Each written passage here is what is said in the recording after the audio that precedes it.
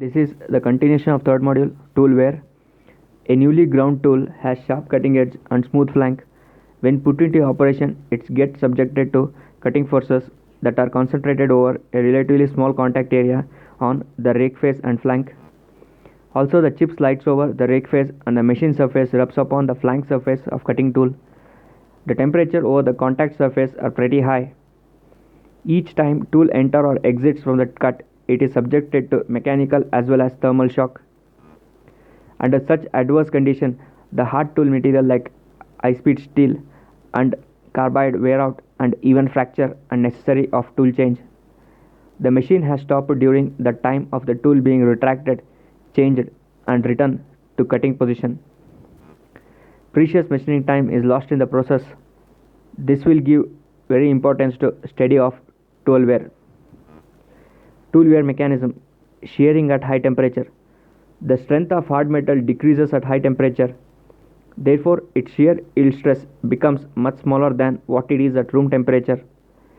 Though the metal sliding over it has lower yield stress, nevertheless, the chip may get so much work hardened as to be able to exert frictional stress sufficient to cause yielding by shear of the hard to metal.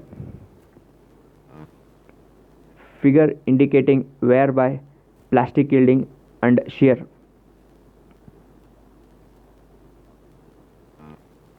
Diffusion wear.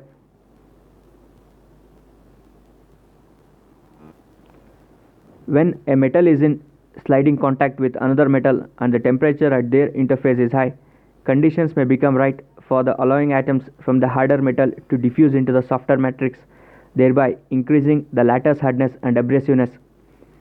On the other hand, atoms from the softer metal may also diffuse into the harder medium, thus weakening the surface layer of the latter to such an extent that particles on it are dislodged or torn or sheared off and are carried away by the flowing chip material. Diffusion phenomenon is strongly dependent upon temperature. For example, diffusion rate is approximately doubled for an increment of the order of 20 degrees Celsius in the case of machining steel with high-speed steel tools. Adhesive wear.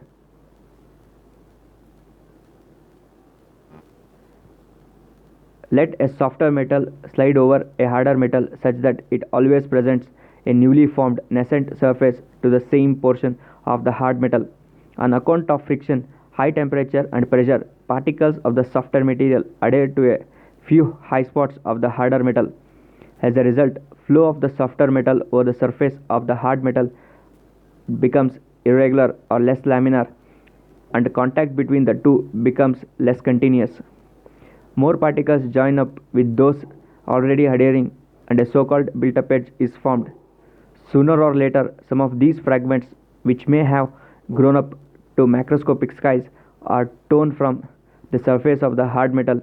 When this process continues for some time, it appears as if the surface of the hard metal has been nibbled away and made uneven. Abrasive wear.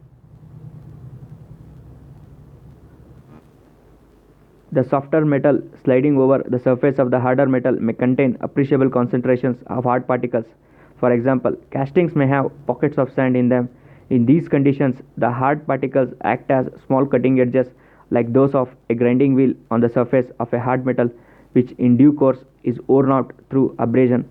In addition, the particles of the hard tool metal, which intermittently get torn out from its surface, are dragged along the tool surface or rolled over.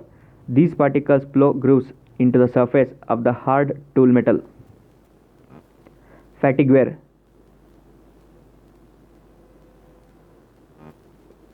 When two surfaces slide in contact with each other under pressure, asperities on one surface interlock with those of the other. Due to the frictional stress, compressive stress is produced on one side of each interlocking asperity and tensile stress on the other side. After the asperities of a given pair have moved over or through each other, the above stresses are relieved. New pairs of asperities are, however, soon formed and the stress cycle is repeated. Thus, the material of the hard metal near the surface undergoes cyclic stress. This phenomenon causes surface cracks which ultimately combine with one another and lead to the crumbling of the hard metal. Further, the hard metal may also be subjected to variable thermal stress owing to temperature changes brought about by cutting fluid, chip breakage, and variable dimensions of cut, again contributing to fatigue wear. Electrochemical effect. It has been argued that since sufficiently high temperatures exist on the chip tool interface, a thermoelectric EMF electromotive force is set up in the closed circuit due to the formation of a hot junction at the chip tool interface between the dissimilar tool and work materials.